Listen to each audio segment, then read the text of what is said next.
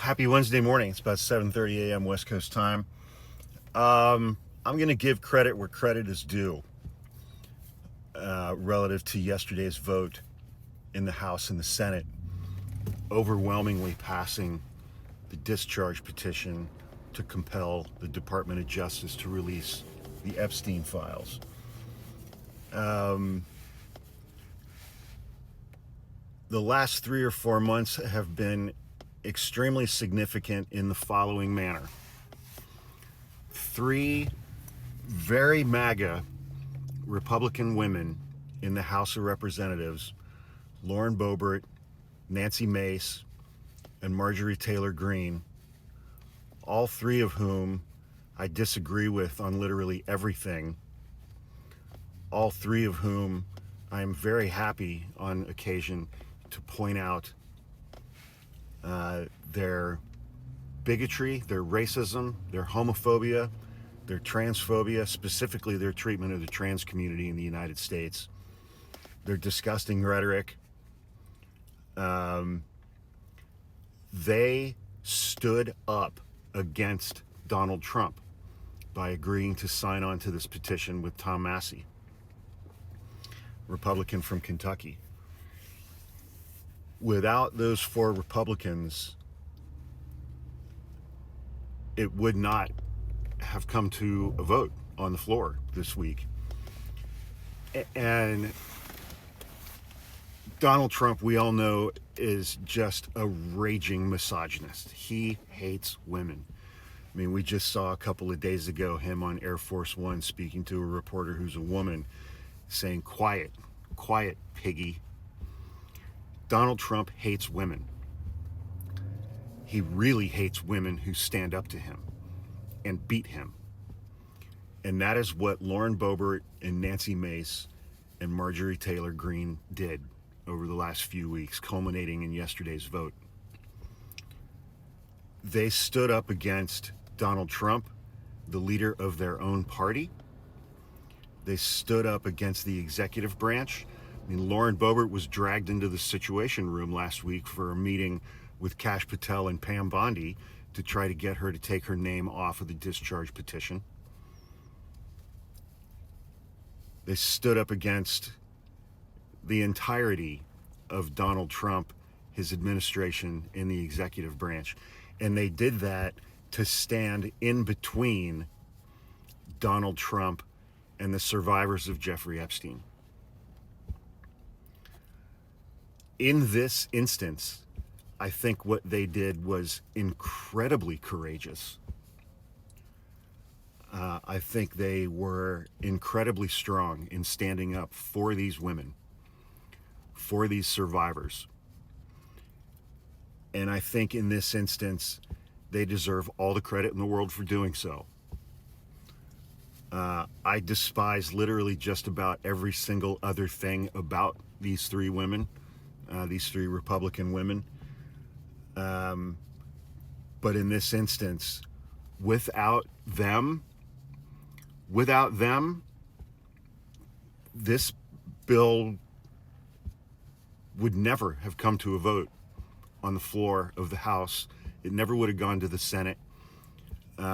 They stood up to Donald Trump, and he caved. He caved. On Sunday night, on the plane flying back to D.C. from Mar-a-Lago, he put up a Truth Social post, knowing that he was going to lose the vote, knowing that there were going to be at least 100 Republicans who were going to break ranks and vote in support of this thing. He put out a Truth Social post telling Republicans to vote for it because he knew he had lost. And he lost because of these 3 women who stood up to him and beat him. They beat him, and he knew that they beat him. And so he put out that Truth Social post to try to be on the right side and to try to take credit for the inevitable. I think what they did was incredibly important, incredibly courageous, and is going to pave the way. I mean, it's going to pave the way for more Republicans in the future to break with Donald Trump. And I also wanted to give a shout out to the woman in the Oval Office yesterday, the reporter for ABC. Her first name is Mary. I'm blanking on her last name. But she threw a whole series of really hard-hitting questions at Donald Trump and Mohammed bin Salman, Crown Prince of Saudi Arabia, asking about 9/11, asking about the murder of Jamal Khashoggi. And when she finally asked about the Epstein files, Donald Trump lost his shit. He snapped. She was a baller in that room, man.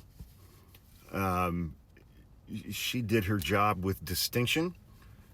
But again, and she stood up and spoke truth to power, as did Marjorie Taylor Greene, Lauren Boebert, and Nancy Mace. But as always, it's like the Republican men in the House and the Republican men in the Senate didn't do the right thing and weren't willing to do the right thing until women had the balls to stand up to Donald Trump and forced them to do the right thing. Republican men going back to 2016, 2015 seem to just be almost constitutionally incapable of standing up to Donald Trump. And we saw this during the January 6th hearings as well, from the January 6th committee.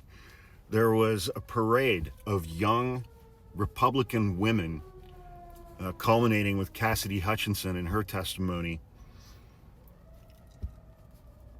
They came forward and they spoke the truth. Almost none of the Republican men involved did that when they testified in front of that committee. Many of them refused to honor the subpoenas at all. And Peter What's-His-Name and Steve Bannon both went to prison. And when you look at their testimony and the results of that hearing and the impact, and it's not just a Republican thing, the impact that those hearings and the testimony of those young women had on Merrick Garland,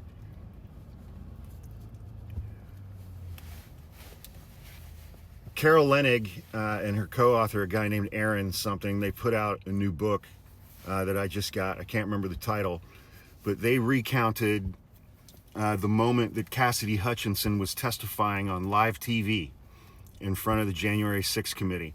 Merrick Garland was watching that testimony on TV in his office, and he turned to his senior people and said, "Did we know about her? Did we know about any of this? Did we know about Cassidy Hutchinson?"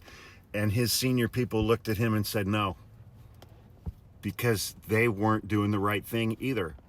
And it was only in that moment when Merrick Garland agreed to appoint Jack Smith. And so it's just all of these women standing up to Donald Trump and standing up to power and speaking truth to power and standing tall and standing in between Donald Trump and Jeffrey Epstein's survivors and testifying before the January 6th committee about Donald Trump, knowing they were going to get flooded with death threats. And Republican men and Merrick Garland were just standing around with their dicks in their hands. So credit where credit is due. I give all of these women full credit for standing up to Donald Trump, and it's yielding results.